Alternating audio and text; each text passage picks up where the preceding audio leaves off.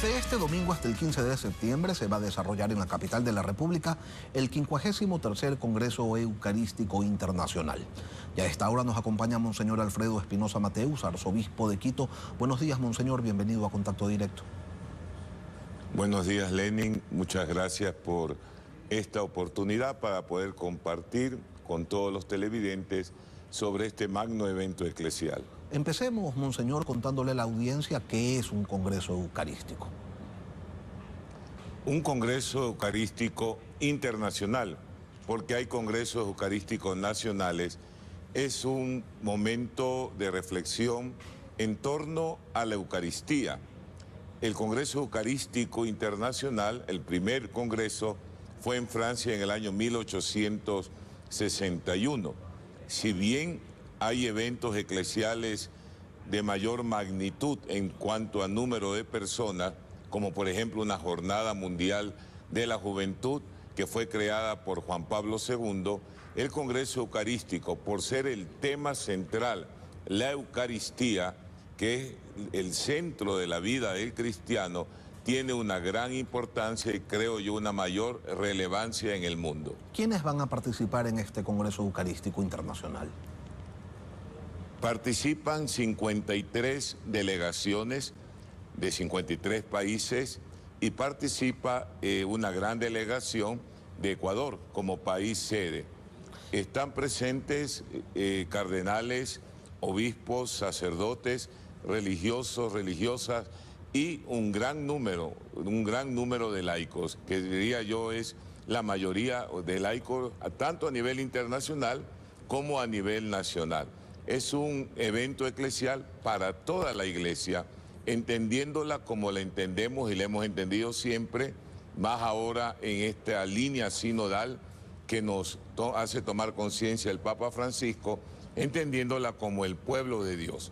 En este sentido, nuestro Congreso quiere tener esa línea, que no sea solamente un evento clericalizado, sino que haya la participación de todos los que conformamos el pueblo de Dios, sea como participantes o sea también como expositores, ponentes y en los conversatorios. Teniendo claro esto, Monseñor, ¿cuáles van a ser los temas a tratar en este Congreso? Pero sobre todo, ¿cómo se los seleccionó? O sea, ¿cuál fue el proceso que se desarrolló para decir vamos a tocar este tema y no otro?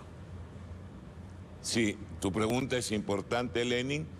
Cuando se comienza a preparar un Congreso Eucarístico, el Ecuador fue anunciado por el Santo Padre como sede del Congreso el 20 de marzo del 2021. Inmediatamente comenzamos a trabajar y una de las primeras comisiones que se crea fue la Comisión Teológica. La Comisión Teológica tenía la responsabilidad de preparar tres propuestas de temas.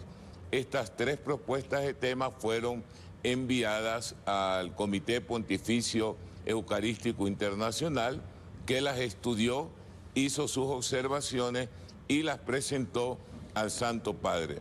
El Santo Padre Francisco seleccionó de estas tres propuestas el tema del Congreso, que es fraternidad para sanar el mundo, que todos seamos uno. Monseñor, las reflexiones que se van a desarrollar en estos días son eminentemente teológicas o en algún momento empatan con el estado de la sociedad. Yo diría que son de las dos vertientes. Indudablemente es una vertiente teológica, pero la teología no puede estar desencarnada de la realidad. Tiene que llegar a la realidad. Por ejemplo, estamos desarrollando el tercer día hoy del Simposio Teológico, que es un encuentro previo al Congreso Eucarístico. En este Simposio Teológico participan 530 personas. Comenzamos con la realidad del Ecuador, partimos de una realidad ecuatoriana en el nivel político, en el nivel histórico, en el nivel comunicacional, social, en el nivel literario y también desde el punto de vista indígena. Pero hay en todas las charlas del Congreso, hay esta realidad. Se enfoca, desde la parte teológica, se enfoca la realidad. Si bien no es un Congreso que sacará un documento, el documento ya está, que es el documento base del Congreso, ni tampoco sacará una resolución final. El Congreso Eucarístico en todas las reflexiones nos ayuda a tener una luz, un criterio para poder trabajar en este sentido de crear un mundo mejor, de crear un mundo más fraterno. Son orientaciones que nacen de la vida y que van más allá para aplicar en general a todo el mundo un criterio, unas ideas, unas luces en este trabajo que, lo he dicho yo varias veces, es un desafío. La fraternidad es un desafío. No es fácil construir un mundo fraterno porque sabemos la realidad del mundo en el que vivimos. Es decir, monseñor, en este evento ustedes abordan evidentemente desde la mirada del catolicismo los problemas del mundo contemporáneo y luego ¿cómo se logra que este pensamiento, que el desarrollo de estas ideas se filtre y pase hacia el resto de la Iglesia? Sí, al final nosotros publicaremos las memorias del Congreso. Enviaremos al Santo Padre estas memorias del Congreso Eucarístico y de ahí, como tiene la Iglesia también todos los documentos, se puede generar líneas de reflexión y líneas o principios para acción en la Iglesia, en toda la Iglesia del mundo. Ya el documento nuestro que hemos generado, el documento base, ya constituye parte de la doctrina de la Iglesia. Y es importante hacer notar que es un documento que nace de la realidad latinoamericana. A los 20 años el Congreso vuelve a América Latina. El anterior fue el 2004 en Guadalajara, en México. Y viene a Ecuador y desde aquí todo nuestro documento partió también de una realidad. Pusimos en el documento testigos de la acción fraterna o en busca de la justicia en Latinoamérica, por ejemplo, Montesinos, Óscar Arnulfo Romero y en el Ecuador, Leonidas Proaño, como testimonios de estos hombres de iglesia que crean fraternidad o han luchado por la fraternidad. Monseñor, ¿en qué piensa la Iglesia Católica cuando plantea que es necesaria la fraternidad para sanar el mundo? Se lo pregunto pensando en que desde una perspectiva de pragmatismo habrá quienes digan que lo que se necesita es, no sé, dinero para atender las necesidades de los más pobres, o armas para combatir a las mafias, o políticos honestos para que no se desvíe lo mucho o lo poco que pueda tener una nación o un municipio. ¿Cómo llegan ustedes a una determinación de este tipo? Yo te diría que es importante crear conciencia y la Iglesia va hacia allá, a crear una conciencia de que nuestra fe debe ser una fe que se proyecte en la vida. No podemos quedarnos en una fe encerrada en nosotros mismos y no ver la realidad de lo que está pasando en el mundo. Lo hemos dicho y yo lo he repetido también muchas veces, que la Eucaristía, el vivir la Eucaristía, que es el centro de nuestra vida como cristianos, el vivir la Eucaristía nos debe proyectar hacia el hermano.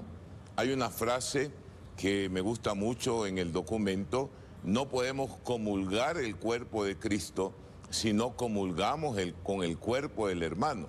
Es una frase que nace del Papa Francisco. O sea, no podemos comulgar, no podemos celebrar la Eucaristía si no tenemos en cuenta la realidad en la que vivimos. El cristiano no está lejos del mundo, el cristiano está en el mundo y debe proyectar su acción hacia el mundo. Es decir, monseñor, en esa jornada donde van a hablar del mundo herido, cuando se refieran a las heridas del mundo, van a hablar de corrupción, van a hablar de violencia, van a hablar de pobreza, van a hablar de esas cosas. Sí, sí. Hay los expositores, tienen sus temas, hay los conversatorios. En el tema del mundo herido, las heridas del mundo de hoy, habrá un expositor principal y habrán testimonios. Habrá un testimonio, por ejemplo, o una ponencia del alcalde de Quito sobre las heridas de una ciudad. Habrá el testimonio y la ponencia de un obispo de Ucrania sobre las heridas de la guerra.